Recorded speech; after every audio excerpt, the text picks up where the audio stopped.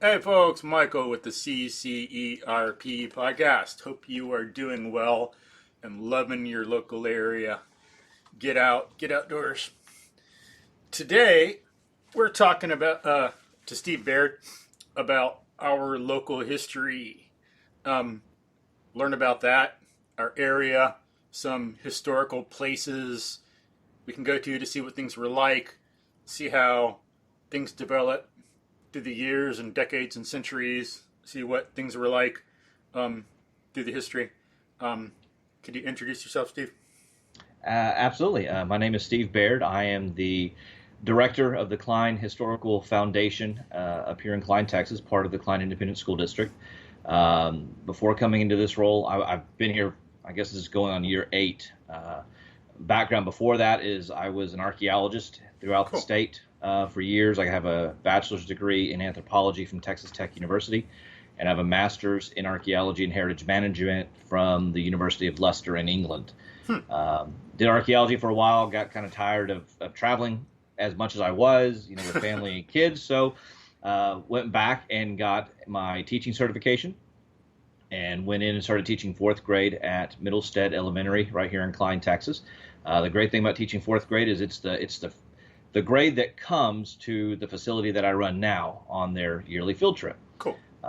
So I did that for about 8 years and then got lucky enough to start working out here some for Saturdays for the former director at the museum. And when she was ready to retire, went through the whole interview process, but I was lucky enough to have had some background in this. And so now I'm the curator, preservation manager, livestock care person, director. I wear a lot of different hats because I am the sole employee of the Klein Historical Foundation. Wow. So that is kind of a little bit about me. And now I always say I'm one of those few people that has 3 degrees and use all 3 of my degrees in one job. Cool. Nice. Whether, teaching 4th grade, doing some archaeology, doing some heritage management. So I get to kind of put all of my eggs in one basket, so to speak, at this job. Sweet. What got you over to London to study? How did that? In all honesty, I did that one through a distance learning correspondence course. I was doing some archaeology work at the time and wanted to pursue further higher academics, I guess. And the University of Leicester had a distance learning program, one of the few that I found for archaeology. And so they would every 6 weeks send you 2 or 3 big 3-ring binders with assignments, and you had to read all the material and do the work, and then you would call your professor in the UK and chit chat sometimes, and then you had 6 months to do your full dissertation on a project that Cool. they approved. So it was still rigorous, and it was the one way to now you hear distance learning courses all the time, but back when I did this back in I think '01 thereabouts, there wasn't a whole lot of ways to do archaeology at that time without going to a brick and mortar type school, and so Leicester was the one that offered it. Yeah, it's a good thing about modern technology, that options available for people. Absolutely. It's critical in certain situations. Yeah. Did you do archaeology mainly in Texas or go other places too? I went a few other states. Most of it was Texas, everything from the Gulf Coast to the Panhandle to Central Texas. I always joke that if there was a small town in Texas with a barbecue place and at least one hotel, I have probably stayed there. Everything from Paris to London to Edinburgh to New Boston to San Saba to Pampa up in the Panhandle and Amarillo. So I've cool. done a lot of different types of jobs to it, and that was kind of the big push. I've always been a history buff, so kind of landing into this role where I can put them all together was really beneficial. But yeah, mainly it was in Texas. And what kind of things would you do? What were some of the projects? Most of it, we always joke Indiana Jones lied to us a lot when we saw that movie. It was nowhere near that exciting. Yeah. So most of it was survey stuff for highway expansion, bridge expansions, timber harvesting in East Texas. One of the coolest ones we did was we worked in the Panhandle and identified what was called the Red River War battle sites. And that was the last U.S. Army and Indian conflict there was before the Indians were pushed over to reservations, being the Comanche and the Kiowa, Apache in there, and that allowed the cattle ranchers like Charles Goodnight and so forth to kind of come into the Panhandle and start setting up operations. What? So there was a lot of local history about where those sites were. So our job with the Historical Commission at the time was to pinpoint and really map in those battle sites to get a true history of where those sites occurred. What year was that battle or those battles? The battle was 1874, 1875. Okay. So it lasted all of, I want to say, just under a year, 11 months or so. It was a lot of quick skirmishes. The Comanche, that's where you have Quanah Parker. He was the last great Comanche chief, and he's really who was pushing it. And you had, Colonel Miles and Colonel Mackenzie, who people hear about in the U.S. Army side of things. They were the big push out that way. So, and again, there was local history to it. So it was a neat battle to identify them and really kind of see the artifacts to it. It was the very first time that with archaeology that we used metal detectors to identify the artifacts. Wow. Because there's not a lot of soil deposition up in the Panhandle, so a lot of it was still pretty close to the surface by 3 inches to 8 inches. And so you'd identify it, kind of pull that cartridge shell or bullet up on the ground, you'd put a flag with it, label it, and stick it in and leave the artifact there. So when we mapped it in with the total station, we got elevations, we got distribution. We were honestly able to see from a report one particular soldier running across zigzag as the Indians were shooting bullets at him. And if you follow the dots on the map, you can kind of see where he was running before he got there. Fascinating. So, and that's always been our big put, make history come alive. And that's really what that job was. And so that was, I think, the last major archaeology project I worked on before switching roles. I did a couple smaller projects, but that was the last major one. Yeah, I'm into studying biology and ecology and nature and doing animal tracking for study. And, just like we learn from some of the tribes in Africa that still track and that are great at it, they know the whole story and the feeling of the animal. And I like, not that I'm at that level, no way, but kind of going towards that or having that as a goal. I do that to the degree of which I'm capable, the low degree to which I'm capable, kind of the same thing with the soldier. So I really identify with that. What was this animal doing here? Where was it going? Yeah. All this stuff. So that's like, yeah. Well, and the neat thing with that one is they actually took a lot of the stuff back to the Historical Commission before giving the artifacts back to landowners because they had the rights to it. But they were doing firing pin analysis so that you could actually see on the cartridge which rifle fired that cartridge, and you could see his movement across the battlefield. Wow. And it's the same stuff they used at Custer's Last Stand, and they were starting to do firing pin analysis there. And so they took that same approach to the Red River War project as well. Wow. So it made a bunch of old artifacts in the ground come alive and kind of give that person a little bit of history to who may have lived or died in that battle. Mm-hmm. So it was kind of a neat to kind of put all of that together. And I'm a little brain dead now because it's 2:20, haven't had breakfast, had a podcast before this, drinking coffee and stuff. But you said that's a Red River War? Red River War, yes, sir. Okay. So if I'm a little stupid in this podcast, I apologize. I don't make the rules, I just live here. Do the best I can. Me too. I'm with you. So, what's your favorite archaeological dig or job you did in Texas? Oh, there were several. I mean, the Red River War was definitely one of the highlights to it. We worked on a couple of cemetery quick excavations down in Houston. When Allen Parkway was going in, there was some quick salvage stuff going on there. Worked on one down in Corpus where they were doing a road expansion and came across some native burials right underneath the Circle K kind of thing. Wow. So those are always kind of neat. It's to me, it's kind of the mundane that's interesting more than the big spectacular finds. It was really more about finding this campsite where they had a fire and they were, eating deer and bison or whatever, and then really trying to put that story back together as a detective, what was going on here, who was living here, how many people. That was always what intrigued me most with archaeology, more than the big spectacular finds. Oh, it's like tracking. Well, and I've always been more of a historical archaeologist because I like to really look at the record. What was written about this and then does it match up with what we're actually finding? Hmm.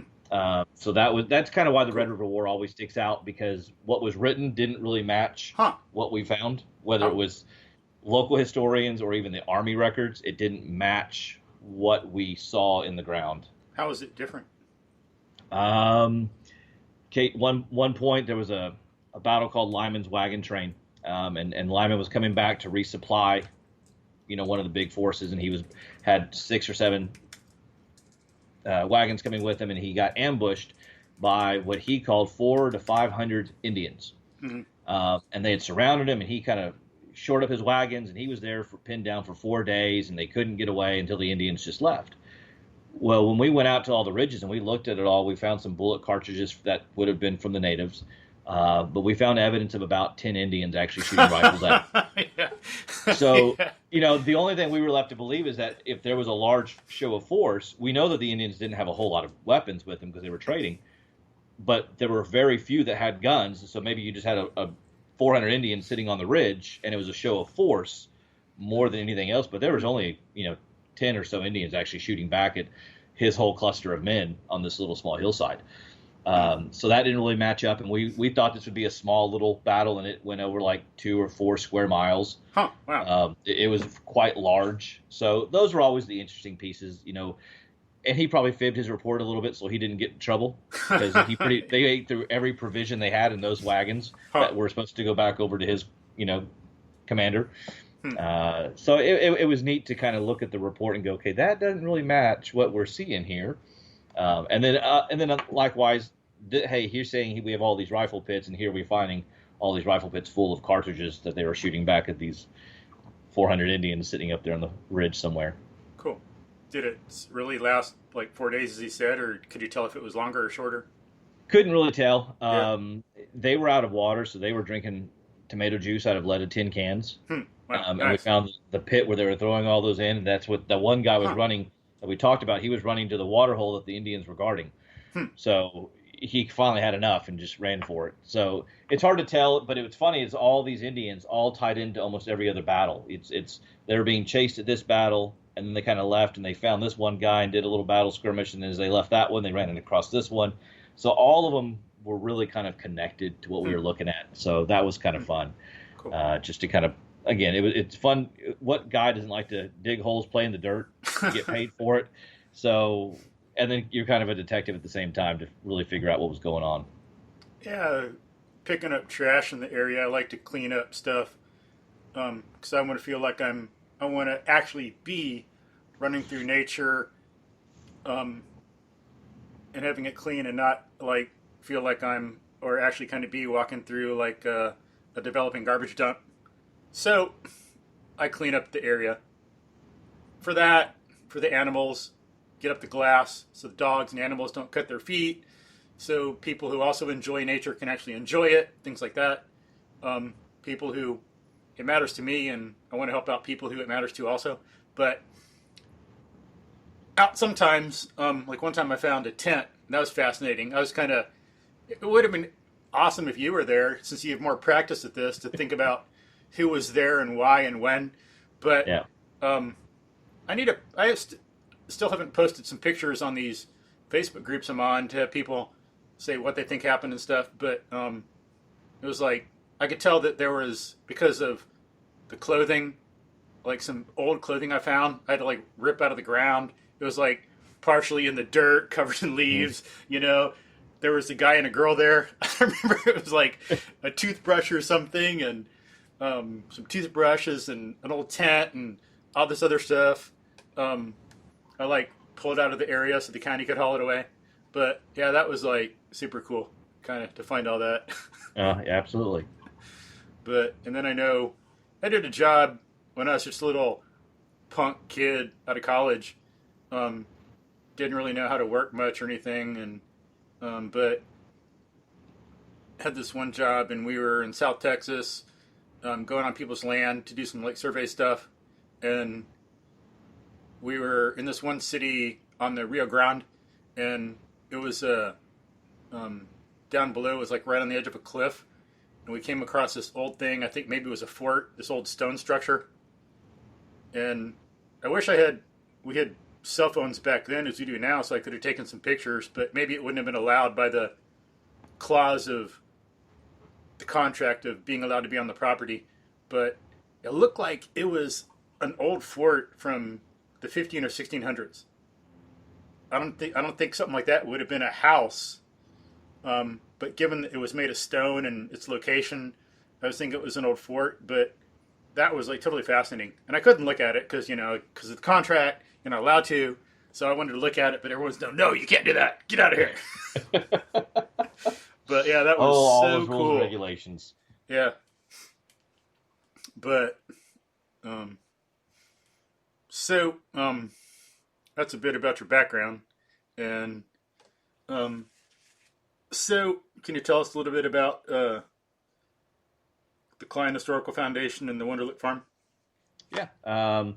The Klein Historical Foundation started back in 1988, actually, and it was a way to try to gather information from the original settling families, from their ancestors or descendants, I should say, and kind of put it together as a way to preserve the culture, the history, the stories of those who first settled this area that we call Klein, Texas now. Cool. Dr. Collins had the idea. He was a long running superintendent at the time, and that was his brainchild. Was let's have a foundation Cool. whose purpose was really just to save and preserve the history. Then we, back in the mid '80s or so, Klein came to Mr. Wunderlich, who was living here on a portion of the land that his family had first settled, and asked to purchase the land in order to build an intermediate school. From my understanding, he said, sure, I'll sell the land to you with the understanding that I can live in this house, which is the house his dad had built in 1891, continue to raise chickens and farm some until the day I die. And the district said, oh, absolutely, sure. Cool. So they built what is now called Dory Intermediate School right next to this. And we have sitting on now is 8 acres preserved of the 120 acres that his dad had bought back in 1854. So his dad had built the house in 1891, and he was now living in the house and lived in it until 1994, at which point when he leaves and passes that year or the following year, Dr. Collins then said, okay, we now have this strip of land with this historical house on it and this barn and some tool sheds. What do we do with it? So that's when Dr. Severance got into play. Oh, cool. as the first historian, and it was, okay, let's create a curriculum that we can have fourth graders come out, since in fourth grade, that's when they first studied Texas history, and come out and really get a hands-on idea of what life would have been like in Klein, Texas when it was first settled. And so that was how Wunderlich Farm started. So we always joke, I always go back and forth, Wunderlich Farm, Klein, Texas Museum, because when I first took the job, it was some people were really antsy, like, I don't want to give you our artifacts. You're at Wunderlich Farm, and I'm a Kreinup, or I'm a Binfer. And really, it's Wunderlich Farm because this is part of what used to be their original homestead. It is Wunderlich Farm and the Klein, Texas Museum. And that's the neat part about it. So that house has never been moved. It's never been relocated at any stage. It was where it stands, and it's where he lived in it. And since then, we've added in other houses. We've added in the 1882 Kreinup Hildebrandt house, and we showcase 1940 inside of that one. We have the Corville Schoolhouse, which was the last African-American schoolhouse used in the community up to 1966. Cool. We have the Maria Katharina house, which was the matriarch of the original Wunderlich family when they were coming in, built in 1874. We have the Tice homestead that was built in 1924. It's more modern one of the sites. So all of those are original houses that were moved to this property to extend the museum side of the complex. Cool. And so every house, when we're here, and that's how it started, was, let's get those fourth graders and let's get some hands-on. And I joke because back then, I think there were maybe 10 or 12 elementary schools to come out here, so it was kind of easy. And now I deal with 32 elementary schools and about 4,200 fourth graders. So we are only one of 4 that I'm aware of living history museums or parks that are owned and operated by a school district In the country? in the country. Huh, wow. Now, for a long time, we thought we were the only one, and during COVID, I came across a couple more and started working a little bit closer with them on Oh, how cool. they're doing stuff and Cool. what they're Good. doing. And they're smaller than Klein is. It's Texas, man. It's Texas. Exactly. We do everything bigger here. Except So, I heard a joke about someone, a Texan, going to Australia, and he's out with someone. He says, "Man, that thing, what is that?" And the guy says, "That's a grasshopper." Oh, I thought things were bigger in Texas. That's our grasshoppers, pointing to a kangaroo. size of a kangaroo. Sorry if I told the joke so lame, but okay, you get the idea. You're good. You're good. So, sorry, go ahead. So you're saying you're one of the four, and Yeah, and so and really that's what it is. It got started as a place to get those fourth graders a hands-on, immersive experience where they could step into the life of what a pioneer was like in this area in rural Klein. It was to get their hands dirty. It was all of those ideas, and we've kind of ramped it up to steroids since I took over. We've added livestock to it, so we have horses and chickens and rabbits and goats and pigs. And as an educator, part of the thing that we always talk about is encompassing all your senses when you're doing something. And smell is by far one of the biggest triggers we talk about. You walk in someone's house, oh, it smells like grandma's house, and you smell that pie, and oh, that's Thanksgiving. And so when I took over as the curator out here, it was really, we need to get those animals in. We need to get that smell, because it's that idea that's going to trigger those kids 20 years down the road. And that's one thing we always hear about is that this field trip is what they still talk about. For the longest time, it was one of the only field trips in Klein. And in recent past, fifth grade has started doing stuff in third grade, and they've started doing more. And so that's why this was really looked at for the long time, because it was the only field trip that Klein did. So it went from really preserving the history in more of an oral tradition and getting interviews to now we have a repository where a lot of these families bring in, hey, grandma passed away, none of us know what to do with her stuff. Will you take it? And so we go through those items that help tell the story, everything from a cradle or bassinet from the 1850s up to a 1950s automobile. Wow. So we tried to really showcase what life was like in this area from about 1870 up to about 1950. So often people come here and they're thinking, okay, we're just going to show how they settled. And my goal is to say, no, they settled here. And those German families were very much, instead of just getting some land and moving on, that's where they put roots back down. And so they settled here. Their family still lives here. Kids still live on land next to their parents that they've always had since the 1840s and 50s. And so it's to show that not only did those families settle here, they lived here, and they're still living here. And that's where we get a lot of our pictures from and our artifacts from, and wagons and carriages and baby bottles and mundane items, tax receipts. I love showing people in the 40s era what your taxes were during World War II in Klein ISD. Because now they always talk, taxes are going up or taxes are going, and I'm like, here's what your taxes were in 1942 for the same school district that you're in now. So it's really that connection, and that's what we try to do, is find things that kids can connect to. We don't just want to throw facts at them.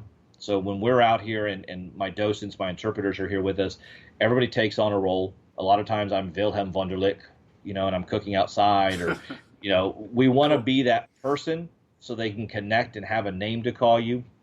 And we don't want to make it up, but we want them to connect. Hey, look, she's cooking outside, or he's ironing something, but why is that different than how we do it today? So we want to, everything we do also ties back into the teaks that those fourth graders do. So we do a lot of change of technology going on out there for science. We do about math. We talk about pulleys and gears and the windmill operating and the vacuum. So we really want to tie in everything they're doing in their classroom and do it out here as well, because now at that point they don't realize they're learning as so much, and that they come back and they talk about all the stuff they're doing, and at that point I have hopefully given the teacher a springboard that they can say, hey, remember when we talked about this last week? Well, let's look at that at the museum and see how it operated, so they can kind of get that same idea. Yeah, makes it real. Yeah. And puts it in context of human life and values more. Helps you take it more seriously. It does. Well, I mean, one of the funniest stories I love is in the Hildebrandt house back in 1903. There's a little boy, Heinrich George. He was 11 years old. He was slipping around sheets of paper. He was like ice skating, pretending to ice skating. He got a big splinter in his foot, and he didn't tell his mom. But he got tetanus, and he got lockjaw, and he died. Oh wow! Dang. At 11 years old. And so we tell that story, and inevitably somebody will get a splinter from the picnic table, and she's running up. I got a splinter. I'm gonna die. I'm gonna die. So that's funny. It's great to know that they listened at that point, but then we can kind of talk about, well, hey, now you get a tetanus shot, and kind of show back in that time in 1903, you didn't get a tetanus shot, and something as simple as a splinter in your foot could have killed you. Yeah. And then connect that to the animals in the world. Think what happens when you break a glass out there. The dogs that you take for a walk that you love, the cats, animals, they don't have anything, so don't throw trash out there, pick it up, clean up the area a little more, be better. And that's why we go back to water conservation all the time. Cool. Recycle, reduce, reuse, which ties back into their curriculum. One of the families, a rat had fallen into the well back in 1911. They all got typhoid from it. Wow. It killed 3 people. It killed the youngest baby who was born, wow, and 2 days later died. Mom died from it, and the 18-year-old son died from it, Philip. Wow. And so we talk about, hey, the stuff that you're pouring down your sink, or your drain, your sewer, it's going to go into lakes, rivers, and streams. Guess what? Those fish get it. The deer drinks from it. They can poison that, and then it's a full circle. Yeah. I said, so you got to be careful what you're pouring down those. I said, just like here, with that well water, had we not been able to preserve it or replenish that well or let it recharge, the family couldn't have lived here. Water was the whole point to life. Without it, they couldn't live anymore. They would have had to move properties.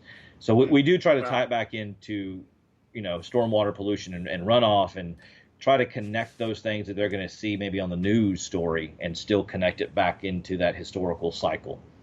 Cool. Interesting. Others come out on field trips besides like 4th graders or any like high school kids for any reason, or what? Every now and then we will have the time to do some more. A lot of it really depends on if we have the extra volunteers to do something. When I first started, it was a big push. We tried to get extra private schools in, homeschool day, things of that nature. And what happens is we either just don't have the volunteers to do it, because we're doing 2 to 3 tours a week for just 4th graders. And then we have to leave so many days left over for makeup days in case it rains. And like I've told other districts, I'm like, Klein is the bread and butter. I've got to make sure they get their days in first. And so then we try to work with other schools, and we'll see, do some other little things to it. The museum is always open the last Saturday of the month to the general public. Cool. So we try to push that as much. And with the pandemic hitting, being closed out here for the past 6 months, we tried to open up more once I got permission and approval to open the grounds. Then we tried to open up 2 or 3 Saturdays a month just to get it out there. Mm-hmm. We will go back to the last Saturday again starting in January. We don't usually do any big Saturdays in November and December because that's the holiday season. Yeah. But we try to do other events out here to get those extra crowds out. We usually do a big fall festival out here. We usually do a big Christmas festival out here, and that Christmas festival runs about 3,500 to 4,000 people in that one afternoon.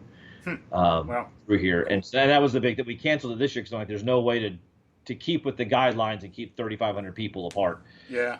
The way we needed to. So we're still doing a haunted house out here. We do ghost hunt and ghost tours at least twice a month on reservation only. We do a candlelight tour coming up in December to try to get those extra groups out here. We try to tie into our national charity leagues. We have a couple of those that we use for volunteers out here for cleanup days. We tie into the FFA groups as much as we can to try to get them out here. Cool. This season, because of the way it is, we made all of our 4th grade field trip virtual. So we pre-recorded everything. We'll do a couple of live streaming events for them because half the kids are there and half are at home, and teachers are stressed, and so we try to do that. So what we're going to do as an offset is we will probably do a couple of days each month where it's like we'll do groups of 10 at a time every 2 hours or something like that, and still try to get that education side in, and maybe we'll focus more on those homeschool groups because I know there aren't many private schools doing tours right now either. Yeah. Or field trips, I should say. And so it's right now we're kind of in a quandary of how do we get those field trips out there. But no, on a normal situation, we try to accommodate some extra schools. We usually get 1 or 2 extra days in there to bring in some extra kids. It's just hard with having 4,200 fourth graders through Klein. That takes up most of our weekday moments. Cool. So if people are listening, they can donate to the foundation or volunteer, so there's more people, so more people can enjoy it. Absolutely. They're on the website at kleinhistorical.org. There is a volunteer link. They fill out some form, send it back to me. That way, at least we have some people to contact. And some people like Mattress Mac. Hey, Mattress Mac, could you donate, please? That, or we can put Mattress Mac in some overalls, and he can work out in the house. Sweet. And that's what it is. We have all types of volunteers. The ones we need the most are the ones that dress up and learn a story to it. We have others that just want to come out and pull weeds and clean places, and that's great. We need that too. Yeah. Like I said earlier, I'm the only employee, which means that when I leave today at 4 or 5 o'clock, I'm going to come back at 7:30 to feed the horses and put the chickens up again. So I come back twice a day, every day, Saturdays, Sundays, Christmas breaks, all of that. I come back at least twice a day to redo the animals. Cool. Yeah, it'd be nice to help with that, especially if you got sick or something. Sick? Come on. Farmers don't get sick. Yeah, true. Well, and that's our joke, is we don't know if I'm a museum professional or if I'm a farmer anymore. So yeah. I figured I just kind of play both hats now. Nice. It's good. Being around animals is good. We need more of that. It is. I mean, my kids love it, and my older two that are in college were raised out here and helping me and volunteering on Saturdays and learning the parts, shearing sheep with me, things of that nature. And then my youngest 2 girls right now come out every weekend with me, and they think they own the museum. But they're not scared of the goats or the pigs or the chickens, and it's part of life. So it's nice to be able to provide that setting for them, even in a suburbia context as we are. Yeah. And so the general public, if someone out there listening wants to go, it'd be only could they do reservation, or is it only that last Saturday? Right now, it's that last Saturday. This month, what we did in October is we pretty much said the grounds are open every day from 10 a.m. to 2 p.m. The houses aren't necessarily open, but I'm just doing museum work and doing displays and preservation work, my museum side of it, each day. So they're able to come out and do a picnic if they want to. They can come feed the horses, feed the goats. We have some vending machines out with Cheerios for the goats and the horses and chickens. But that way they can still get out of the house. We say that with cooler weather coming in, it's a great time. We're going to do some more days in November. I just know I'm going to be gone for a conference for a short time, so I didn't want to publish those dates yet. And again, if you have a group that wants to come out, the best thing to do is to email me. If you go to the website and hit the contact link, it'll shoot me an email, or you can do it through our social media platforms. And usually we try to show all the upcoming events, both on the website and on the Facebook and Instagram sites, so that people can get an idea of what's coming up, whether it's pictures with Santa, candlelight tours, what Saturdays we're going to be open, that kind of stuff. So we're trying to include as much as we can without me losing my mind and my wife getting mad because I'm up here every single Saturday doing something. Because even a 4-hour Saturday is at least a 7-hour Saturday for me, because from opening everything to closing it back down, the animals, and so we try to find balance, between that. So there's some Saturdays or Sundays where I'll just say, hey, look, the grounds are open till 6 today. If you want to come out, bring a picnic lunch, see the animals. One thing that we've done because of the pandemic to help out is there's an app called Pocket Sites that they can download from any iOS or Android device, and we are the only one in Texas that I know of that's using it. So if you download it, the first thing that pulls up is a driving tour that we put in of Klein. Cool. Has audio and video, and then there's a self-guided tour of this property, of every house, every animal. Wow, so they pull up videos of the house inside of it. So while the house may be closed when you're here, that app, Pocket Sites, will allow you to kind of see inside and give a short video tour of it and a history of the whole place. Okay. So we tried to make it as easy as we could, since it's kind of a weird life that we're in right now. So try to make it at least that if people were out here, if they didn't want to read the signs, they could at least have an audio tour to guide them through the place. And so during the COVID, you're 10 to 2 every day, and then there's the Saturday also?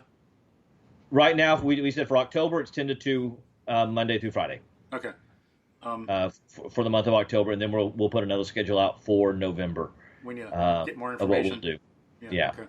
All right. You know, and because I'm looking at the calendar right now, we opened up 2 Saturdays in October already, and so I don't know if we'll do the last Saturday in October. Hmm. We're going to go back to the last Saturday strategically in January, which is when our farmers markets will start back up as well. So we usually pull in about 23 different farm vendors that set up shop out here that tie into kind of the history, like quilting and woodwork and farms and salsa and all that stuff. So we always joke that we're the only farmers market on an actual farm. Yeah. So, Cool. you know, that's the joke. I said, where else can you go and sit under 8 acres of shade trees and sycamores and do a farmer's market and then go feed livestock? Sure. Yeah. I go to the Tomballs Farmers Market a lot, but I've Yep. been to the farmers market at Wunderlich a few times. Yep. Yeah. Good. Cool. But and so let me see. Yeah, like you're thinking in November, it's also going to be 10 to 2, Monday to Friday, open to the general public. But then come January, general public is only on the last Saturday. Is that right? Well, the last Saturday is really when the houses get open, and then we have costumed interpreters through all the buildings, things like that. The 10 to 2 side of it is just pretty much the grounds are open, come out and see the animals, that kind of stuff. Okay, that's open to the general public all the time. Yeah. And like I said, right now the best thing to do is just email us, and we can always give you a schedule of what's coming up. Cool. Because, you know, with being the only person, sometimes it changes at the spur of the moment as well. Like, oh no, we had a doctor's appointment, we got to go. Or, hey, look, a kid fell and broke their arm, we got to go to the doctor. So lock the gates, run. So you know, we don't want anybody to make the drive out here without knowing. And the easiest way to get us is via email. My main phone is in my other office, and so I go in there once a day, but I don't always get to see the main phone line. Mm-hmm. Cool. So you got to do pretty much everything there with some help. You're like you got to clean, take care of the animals, feed the animals, do some gardening, do the business stuff, set stuff up, do the accounting, all that. Yep. I do it all. Jeez. As a matter of fact, I just had a large collection of paper documents come in the other day from the Frank family, and so we're working on preservation of those. So my Mondays and my Fridays, a lot of times I dictate. That's sit in my office and work on documents that are coming in or artifacts that are coming in, because we still have to follow museum standards. While we call ourselves a farm, a lot of times we are actually a museum at the same time. Mm-hmm. So I've got to make sure that we follow the right procedures and climate control of the buildings and the way to store the documents and all of that. So that's the flip side of my hat. So we just had marriage certificates come in from Martin Frank when he first got married to Emily Tice in 1878, and then later on to Philippine Krimmel in 1882, I think it was. You know, and so. And that's really what tells the history. It's those marriage certificates, the baptism certificates, confirmation, Bibles coming in, their school books coming in with their, you know, signatures inside of it. So we talk about these people that are just memories, and here we have a signature from 1854. You know, and so that to me is really what makes that history come alive for a lot of the people that come out here. So you're the only one that goes through all that stuff. You don't have anybody to help. Whenever some family turns something over, it's all you.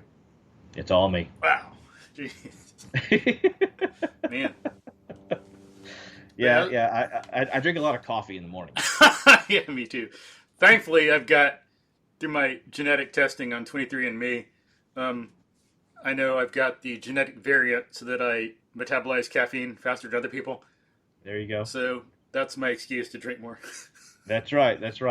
I just don't sit down. If I sit down, I'm done. And so, you know, basically first, when I get in the first 2 hours, it's animal care. It's make sure all the animals are up and clean and things like that. And Mondays and Fridays, that's why it's hard to do field trips sometimes on those days, because I allocate those for sitting down at a desk and scanning documents and photographing it and getting all of that stuff done. The point to a museum is so that this stuff will last a lifetime. So a lot of it is coming to us from sheds and not the cleanest of environments. And so it's to get those things clean, put back together, you know, displayed, that kind of stuff. Cool. And then at the same time, make new displays. So I'm putting one together. Matter of fact, in the house, where you're talking to me right now, I'm in the Martin or the John Tice house. And in the parents' bedroom, I'm putting together a 1920 wedding dress display. So to kind of show what it would have looked like when she got married in 1915. So they can connect that picture on the wall to here's a dress over here. So we're putting some of these displays together, and the change of transportation, we're working on that one right now as well. So how the automobile went from horse and carriage to all these different cars to the Franks were the first automotive parts dealer in the area over on 1960 Jackrabbit Road. And so we have a Buick and a Ford spare tire, which is, heavier than a spare tire nowadays. This big old chunk of metal and wood. So we have those on display right now in the museum that we're working on, kind of how this transportation evolved, so people can kind of, you have your car enthusiasts. We really want to try to hone in on everybody's interest. Here comes a guy with an interest in cars. He may not want the history of agriculture, so here's a display that might speak to him. We did one last year that was cameras. We had cameras from 1920 to 1980.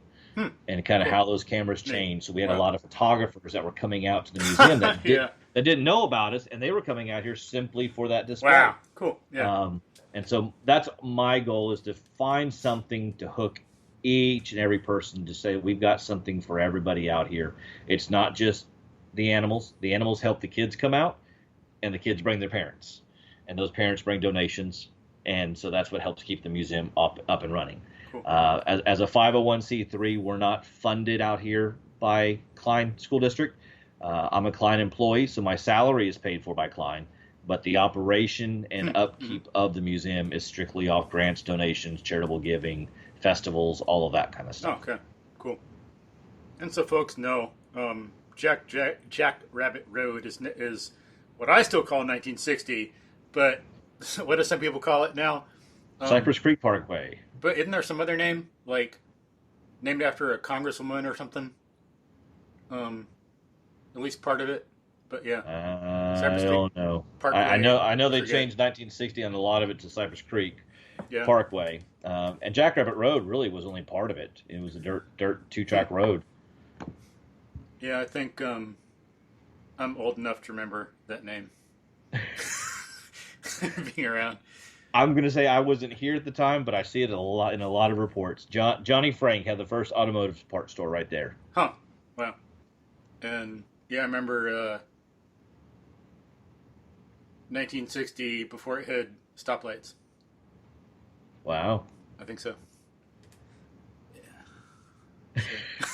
Yeah. Now you're just dating yourself. Yeah, no comment. But, and then there's a place I go to for do my inspections all the time. Champions Car Center, something like that. I forgot their whole name. Pathetic, but it's used to be a shell, but it's been there. I forget what they said on their sign since, like, I don't know, 1967, 1950s maybe. Wow. They are old business, but I've been going there for a while. But I think, yeah, because clearly they were there, given how long they've been around. But been there back when it was Jackrabbit Road. So probably just clearly, if it's Jackrabbit Road, down the street from Frank, and they probably knew each other. Yeah.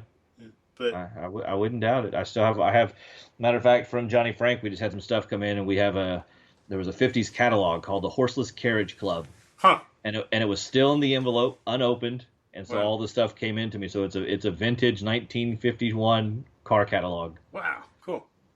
You know the place I'm talking about, Champions Car Center, something like that. Yeah. But probably not a lot of other businesses that are still around from that time. They're that old, but pretty cool. But so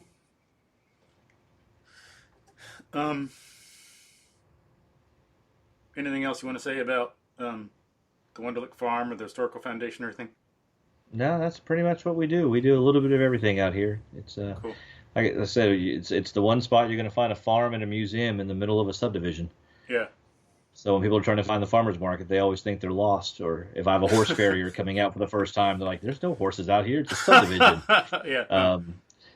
And there was talk a while back of moving this someplace more visible.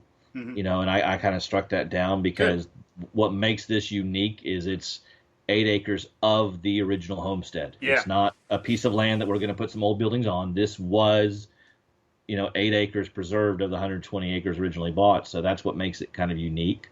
So going back to archaeology, that's what we've opened up some small units here and there to, uncover stuff under the ground that's hasn't been disturbed. We found some spoons from 1905. Wow. We were doing a trench for electricity, and so found some spoons roll out of the dirt right where they were used to make sausage.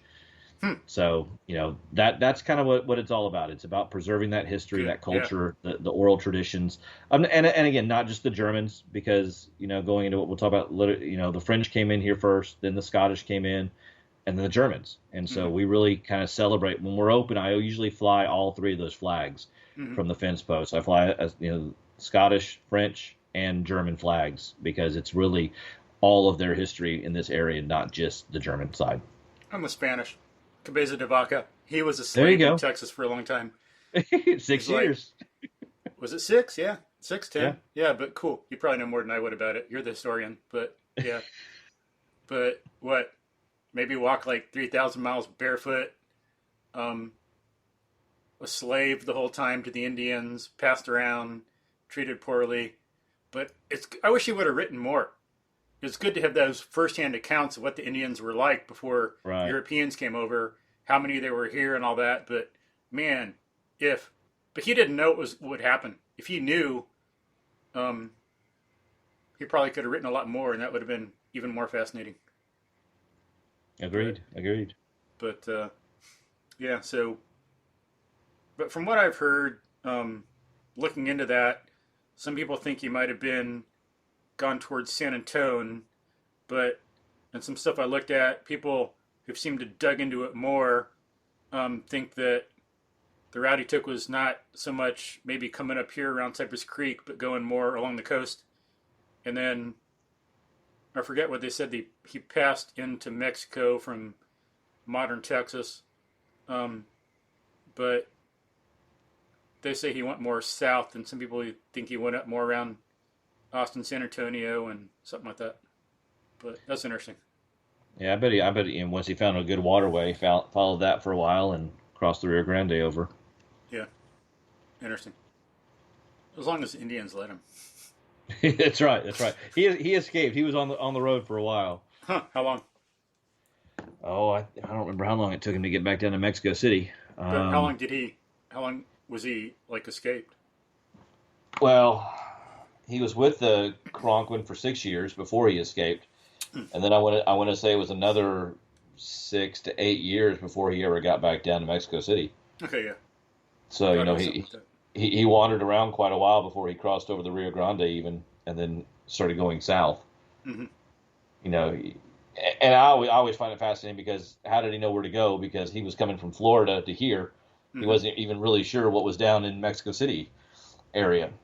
So for folks who might not know, could you tell this story briefly? Yeah, well, Cabeza de Vaca, one of the first Spanish explorers coming through, his whole point was to come across and sail from, I think he built a raft or whatever, and he kind of came over from Florida.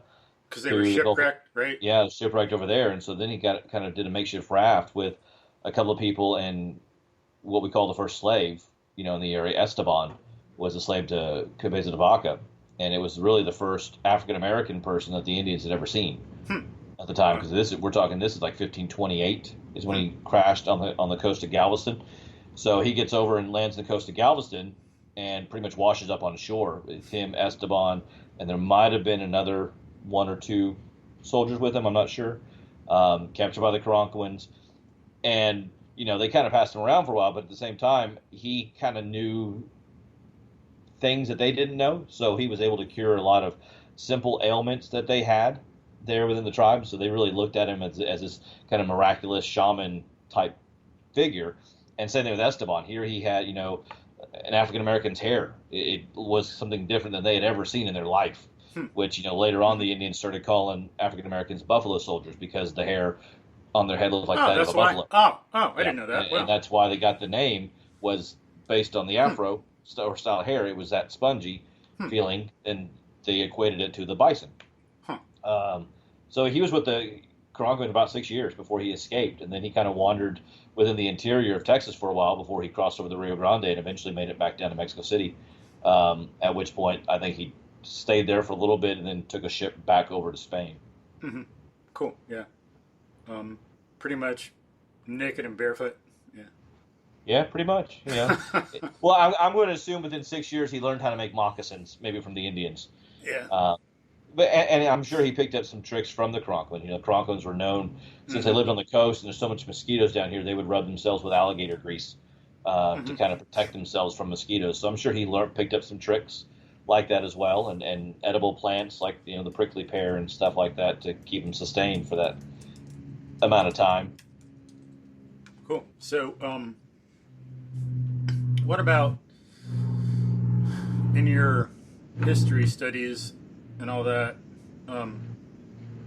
What have you learned about the first Indians, Native Americans who were here?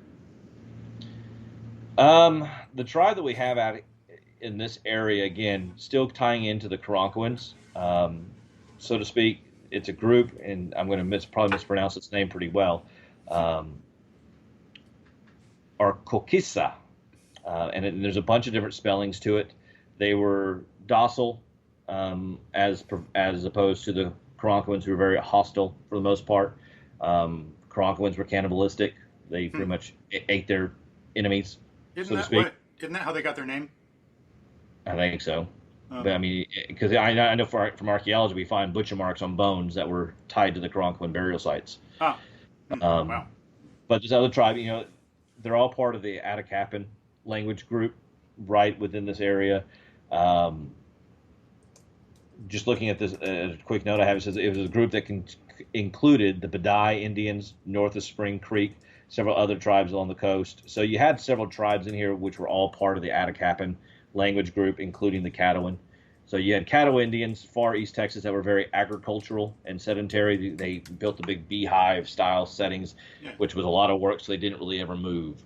And then People you have these other ones. Still go visit that, like in Texas, the Caddo place.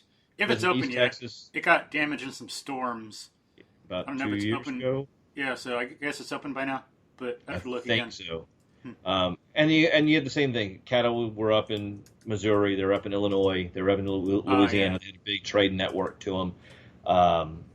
But the Orcoquisa, like I said, lots of different spellings to it. I think it's how you pronounce it. We're kind of pretty much in this area off of Spring Creek, Trinity River. The Badais were around Spring Creek. Peaceful, not really sedentary, not really agricultural, but they were still hunting, bison and deer and bear, and fishing would be a primary thing off the creek beds and even in the Gulf. So that would be your basic Indian tribes that were in this ballpark area. And so people know, like the bison used to actually come down to this area before they were massacred and wiped out. Widespread herds would go. I think I used to associate them with being more in the Midwest, but this is like at the southern part of the range. I think they'd actually come some of them all the way to the Gulf Coast, if I remember right. Yes. But, and so, and I'll put some stuff in the show notes if people are interested. Look at maps of where some of the different tribes were. If I can dig those out of my email or whatever, or just have to look it up on the internet again. But I have a map right here. It says Indians of Southeast Texas, and you got Karankawans down near Matagorda Bay, which is where Cabeza de Vaca would have shipwrecked in. You the Badais, which is just north of Spring Creek. The Orcaquisas were just east of Spring Creek. The Caddos are up near Sabine River, so right on the border of Louisiana and Texas.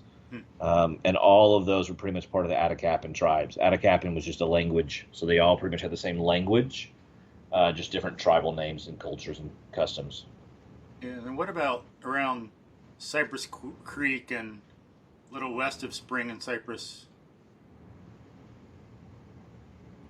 Is that still part of the, as I'd say? It would probably be probably still part of the part of the Badais or the Orquisas.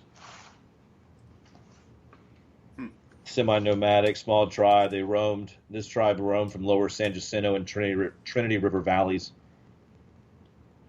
So again, semi-permanent, but that means they were still pretty nomadic. So probably going amongst the other tribes as a trade network. So I think they all pretty much intermixed at that point. And then what is it to the west? Would that be, would have been Comanche or Apache or what? You get into Tonkawa out that way. If you go pure west, you go through Tonkawa before you start hitting Comanche, and then you start hitting Apache towards over El Paso. Okay. Apache had a larger area until the Comanche pushed them back out. So around like Fredericksburg would be Comanche? Keep going west, you'll probably hit Comanche. So Fredericksburg, you're still going to be Tonkawa for a while. Okay. And then it's not far beyond that. If I can't think of where it is, but lost my train of thought. So Cynthia Ann Parker. So Parker Fort is out there just on the edge of the tree line, so to speak. And that's hitting Comanche land. So if you look up where like Fort Parker is, it's another living history museum area. Just at that point, that's kind of Comanche land, because that's who stole Cynthia Ann Parker, who eventually became the mother to Quanah Parker. Okay. And then over to about El Paso would be Comanche, and then it starts Apache? Apache starts kind of in that mountainous regions. Okay. Yeah. And again, it's so funny with the tribe. I mean, really we have the Spanish to thank for this, because I can't think of his name off the top, but as he was going into New Mexico, he was having the Indians tend the horses for the Spanish. So he was teaching them horse care and how to do all that, but he was also very, very cruel. And I want to say Nuna Alvarez, I think, but I have to double check on that one. Sounds familiar. But he was so cruel that a lot of them were escaping, and they started taking those horses up north. And then they were teaching other Indians how to ride horses and how to become it. And so they ended up exposing the Comanche to the horses. The Comanche were way up north Dakota, Wyoming area. Well, the Comanche gets so good with those horses that were all stolen from the Spanish, then they start sweeping down the plains, hitting to Texas, push the Apache out of the way, and then taking that whole swath from Texas all the way up north. Wow. So all because the Spanish were heartless and cruel to the Indians at the time is why you started getting these great horsemen of the plains. Had they not been that way, then it makes you wonder, would the Indians have been such the horsemen that we know them today? Yeah. How long did it take them to become such great horsemen? Was it like 10 years, 50 years? Do you know? I wouldn't say it was probably within 100. Yeah. Yeah, pretty amazing. But, and so would it be out to, what, we got San Jacinto to our east, and what, the Brazos to our west? Was it Brazos, like the border between, like some of these tribes in the, the Tonkawa? Yeah, well, the Brazos would have separated your Karankawas and your Orokokisa and your Badais. Oh, the Tonkawa would have been out further? And the Tonka would have been further west from there. And then you have another Pueblo-style tribe, Coatliclans, that are down more along the border of what we call, but you have more your kind of your desert region that you have down along the Rio Grande River, Del Rio, that area. Cool. And what can you tell folks about the lifestyle and diet and culture of the Native Americans who were here at first? What have you learned about all that? Well, and most of them, without being agricultural based, you had the Humano Indians that were out, in that mountain basin region, kind of El Paso, that area. They were an agricultural group. You had the Caddo that were kind of agricultural over in the east side, and so they're going to be growing a lot of maize and beans and what we call the Three Sisters out there. That's what they're going to be growing a lot of. They're going to be doing a lot of fishing off the creeks, trapping small animals, deer. They're not going to be your big bison hunters. To be your bison hunters, you were nomadic. So your nomadic tribes are the ones that are going after the bison and following them to the hunting grounds. If you watch like Dancing with Wolves, that's the whole point. You have your summer camp, your winter camp, because you're following those bison coming through. Karankawan were just the same. They were still nomadic. They weren't your big bison hunters. They were more of your fishermen, alligator, gar, bass, that kind of stuff through the bay and through the river channels. So a lot of them are just going to be opportunistic. So small game is going to be your bread and butter. We see a lot of stuff in the reports and the coprolites, things of like that nature. If you're doing archaeology stuff, you find a lot of bones in their excrement. Coprolite is basically fossilized poop from the humans. But you're finding seeds and bones and pebbles and rocks, and teeth are ground down from your Native Americans because you're using manos and matates to grind stuff down. You're using it to break open acorns and walnuts and things of that nature, pecans. So San Saba region, Central Texas, has the largest native pecan grove anywhere in the world, and it's right here in Texas. And so that was another big point. You have the Galt site, which is just south of Georgetown. And so the Galt site, it's cool on the archaeology side, is it's the oldest continually habitable or lived in site in the U.S., which means that from first occupation to modern occupation. And for archaeology, we always said Clovis, we're the first people of America based on the Clovis, New Mexico site. And now we actually have documentation and evidence that there were people here before the Clovis people were. Wow. And all of that is found, at the Galt site. How far back would that be? Excuse me. Let's see. Clovis is 13.5, so I think we're looking at about 16,000 years. Wow. Yeah.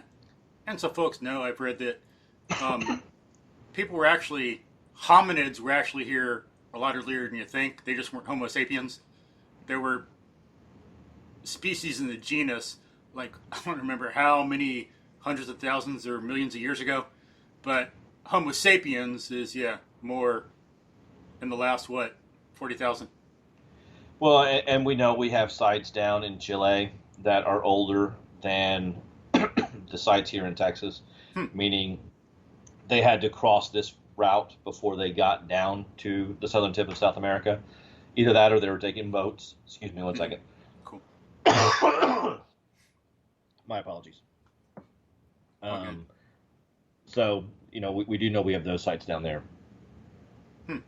How old are they? Do you know? 18.5. Well, interesting. And what kind of stuff is there around Galt that people have found as evidence that humans were there? Fires, bones? Mammoth kill sites, fire pits, bone, chert, projectile points, shell floors right above the water table. So they were actually shell. Oh, okay. Like mussel shell, that kind of stuff. You have that stuff just above the water table, showing that there was people doing some kind of sedentary, semi-permanent structures right there. When at that time they were just merely nomadic, following the food game around. Here you're seeing people that were actually setting up a site, so to speak, to live a little bit longer than normal. Interesting. Cool. So what's neat about Galt is it actually has 3 habitable zones all kind of converging together. So they didn't have to go anywhere. They had all the kind of flora and fauna, plant and animal life that they would ever want right in one particular spot. Cool.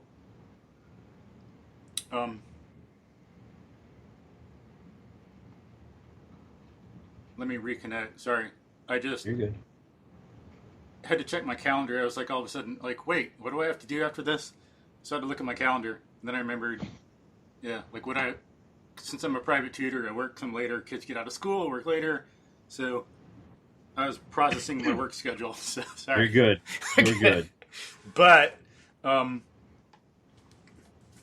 so in this area around Spring Creek, Cypress Creek, were the Indians, would they starve a little more or go a little more hungry than, say, some tribes that would follow the bison? Or do you know how that would work? I don't think so. I think they had a plenty of fish. I think their diet's going to be more small game: rabbit, squirrel, possum, fish. that kind of stuff more than your big game. Because there's plenty around here as it is, and there'd be even more back then.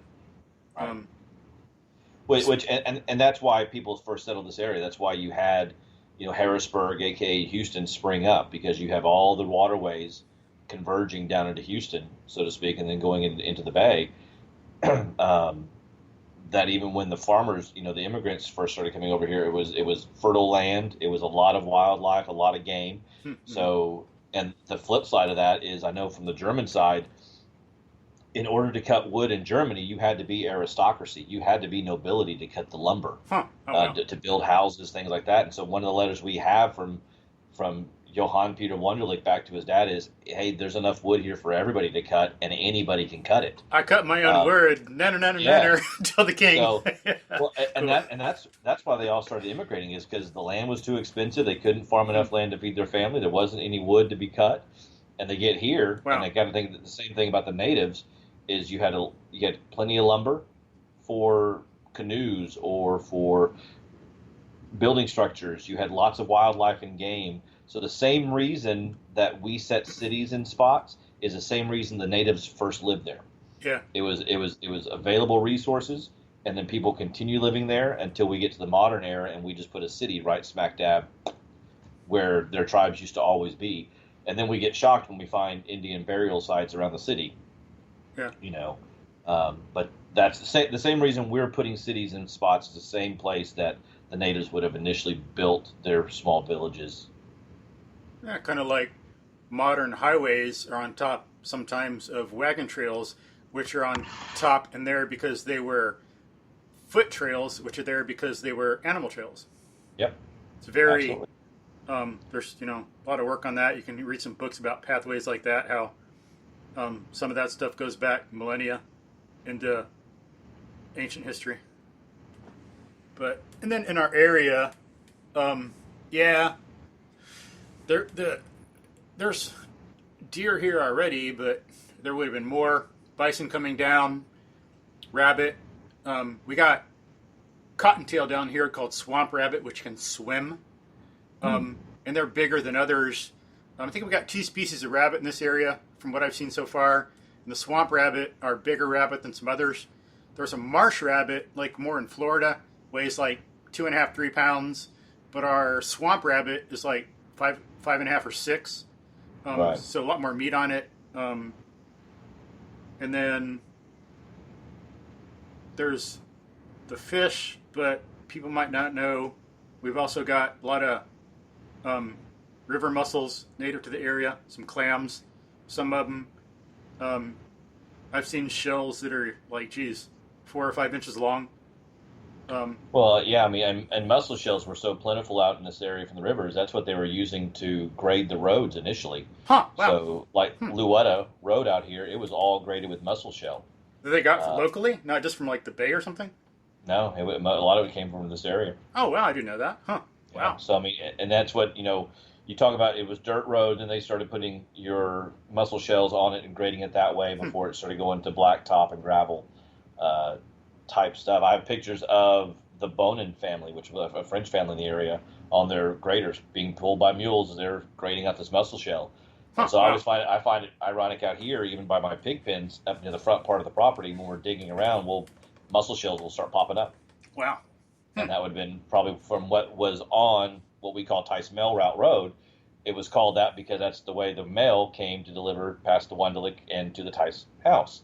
So it would have all been graded initially by mussel shell. Huh, wow. Yeah, just like 1960 FM farm to market. Yeah. Right. But interesting, yeah. So then, yeah, there must have been a whole lot more mussels and clams out here before then, because like raccoon eat them. I've seen them opened up. Kind of seems like freshly. I think raccoon go in the creeks and eat them too. But then alligator, maybe some beaver. So there would have been a lot the Indians could have eaten. Although when I've read, maybe it's in a different part of the state then, because I've read in some things about Cabeza de Vaca, sometimes he'd be starving. It seems like there'd be just the tribe in general. It didn't seem like it was him from what I recall. Correct me if I don't remember right or misread, but it seemed like some of the tribes would have periods where they weren't getting enough to eat, a little more famine, and they'd go to areas of Texas where there was more cactus, and that was a big event for them, eating the flowers, to have something to eat after a period of a little bit like less to eat, a little more starvation or something. Is that right? Yeah, Or I mean, what do you I can see that. And again, if you start looking at all the tradition, we think of Indians, we think of bow and arrow, things of that nature, and the Indians weren't using the bow, until the Spanish brought it to them. They were using what was called an atlatl, which is basically a spear thrower. And so things like a spear thrower are going to be meant more for your deer, larger animal like that. I mean, I'm sure you can hit a rabbit with it, but it's going to be a little more hard. Yeah. So with your rabbits, your squirrels, things like that, you're probably looking at snares and setting deadfall traps. And we watch reality TV shows all the time, like Alone and stuff, where these people are skilled outdoorsmen setting up snares, whatever, and they'll go 3 or 4 days before they catch something. Yeah, right. So I can imagine that there were times of famine where they were eating, and I know I've read reports before where they were eating stones and rocks in order to put something in their belly. Yeah. I think a majority of your tribes, though, especially if you get out of away from the coast, we're doing pretty well most of the time. It would make sense. Otherwise, they're not stupid. Otherwise, why would they stay there? Yeah. People think, well, they lived a long time ago. They're so stupid. We're better off. Well, not. Where do you think we got here? We didn't we're just imitating what they're doing. Yeah, we didn't get magically smart out of nowhere. It came from our ancestors. Yeah. So if they didn't survive, if they weren't good at it, we wouldn't be here. That's right. Yep, I agree with that. And then I've heard sometimes like maybe they had to eat some. As someone I know said, some like forest M&Ms, deer pellets. I'm sure they ate a lot of things that we wouldn't even think about doing. And then Cabeza de Vaca, I think he reports that some people sometimes they'd go through their own excrement and pick out the seeds and stuff like that and eat that. Yeah, I don't want to think about that part. Yeah. Got to do what you got to do.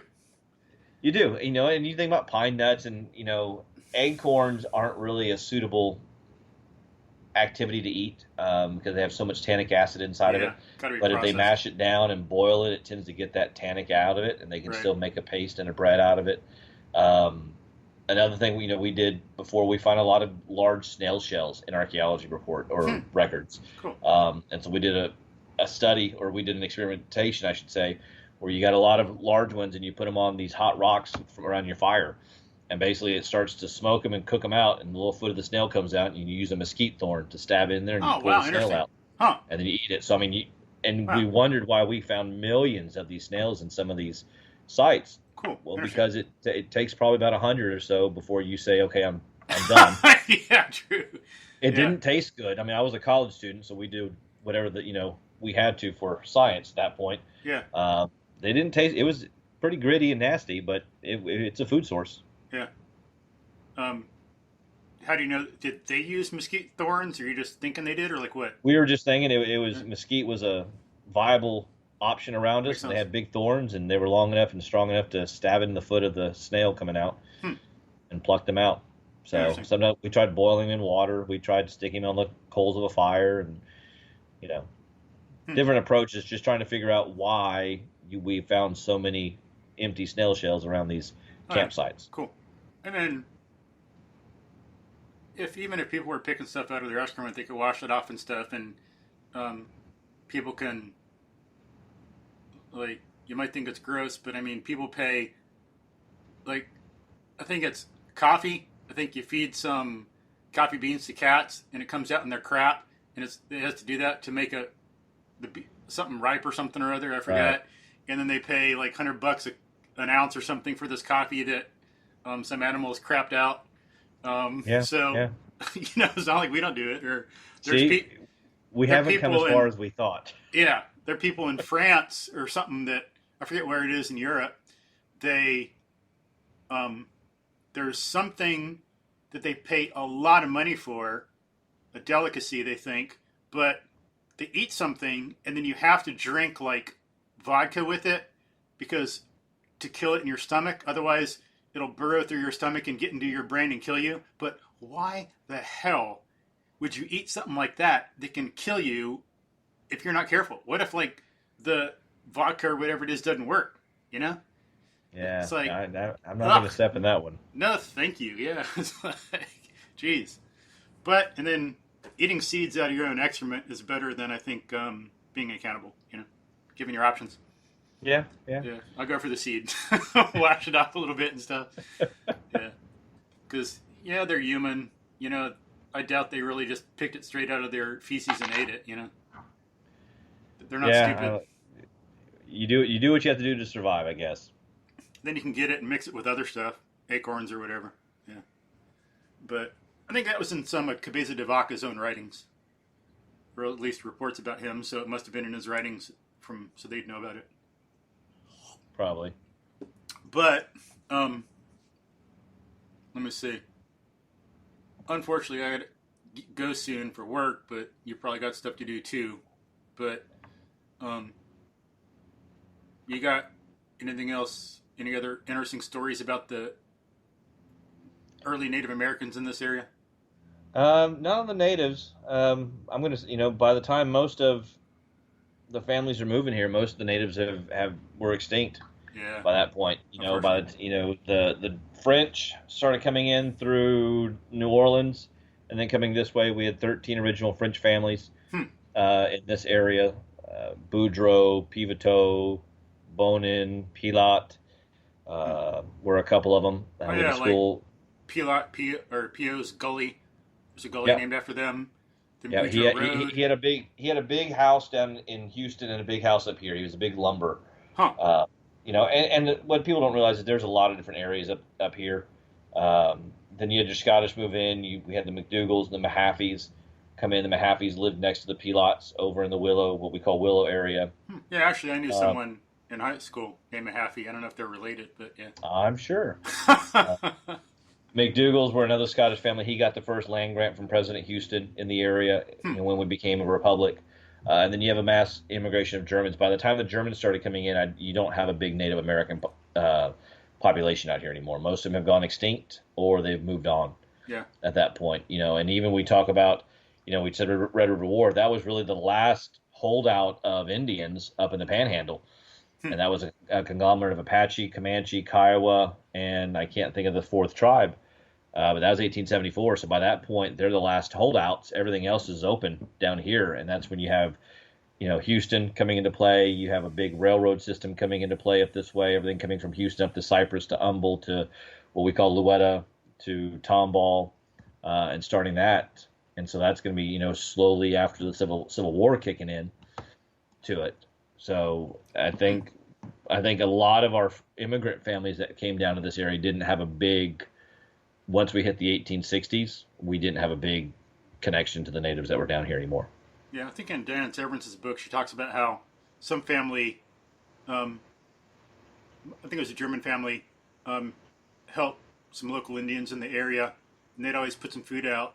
But then it's really sad. Then they said one day the Indian just didn't show up anymore. That brought tears to my eyes. But yeah, they move on at that point. Houston. There's a story. I mean, we think life was so much simpler back then, but we kind of see the same stuff. There's a story that is written in Severance's book. Adam Klein. He makes a big circumvent around the way. He went to the gold rush first, came back through South America, gets up here. Wow. And he had struck it rich in California. He meets his wife back here. He has her meet in Houston. And while he's here, it's the rainy season, so we can't really pass the roads. His goal was to go up towards Wichita Falls, that kind of area. Well, while he was here, his saddlebags full of gold, he got robbed and got it all stolen. Oh, wow. Dang. And so he had enough gold saved in a money belt that nobody knew about. Wow. Lucky. Yeah. So, I mean, he happened to have enough and met some of the Germans from the Big Cypress, the Klein area. And they said, you got to come check this area out. And he was offered land right there in prime real estate of what we call Houston now. And he came up here and bought the 600 acres at 33.3 cents an acre. But I mean, it's this whole big story. I mean, we had robberies back then. We had, convicts. There's a lot of cool stories. We talk about Kirkendall. Yeah, if we could, do another podcast or two, maybe talk a little bit more about the Native Americans, but get into some history that happened after that. I'd like to do that if we could, if you're Yeah, willing. always. Cool. Get into that. Yeah. You probably got stuff to do. I got to get my rear end gear, get after some stuff. But No worries. Like I said, we always have the history, and we're always willing to share it. sweet. It was a good discussion. And then if folks have any questions they have for you, they can shoot them to me. Yep, shoot them to Ask. you. They can go to our website and shoot me a link that Sure, way, sure, or you go too, to yeah. social media. Either one, I'm always available that way. Awesome. All right. Any last words for folks before we wrap up for today? Nope. Like I said, just follow us on social media if you want to. Go to the website. You'll get a lot of dates that are coming up for different activities on the farm. Our big goal is just to preserve the history and to show people that history isn't boring. It's True. and we go beyond history daily. So even when we do our haunted house, guess what? There's a little history lesson before they step into it, because you never know what kind of ghost you're going to find, who died in the house. That's funny. Yeah. So Cool. we always try to connect it in anything we do. We go back to the history because that's what we're here for. And it can't, it doesn't have to be boring. I used to hear kids in school all the time saying, "Oh, history's so boring." So we want to really get them dig deep into it and realize that, everything is history. It doesn't have to be a boring day. It can be, a lot to learn and some good stuff with it. And the historical mindset, just like Darwin couldn't have done what he did without a historical mindset and historical methods of thinking. Right. Yeah, geology and everything. But yeah, it's important. So, well, thanks for the discussion and thanks for all you do, and looking forward to more. Anytime. Appreciate it. Thank you, guys. Awesome. Thank you. Have a good day. one. Okay. Bye. Bye.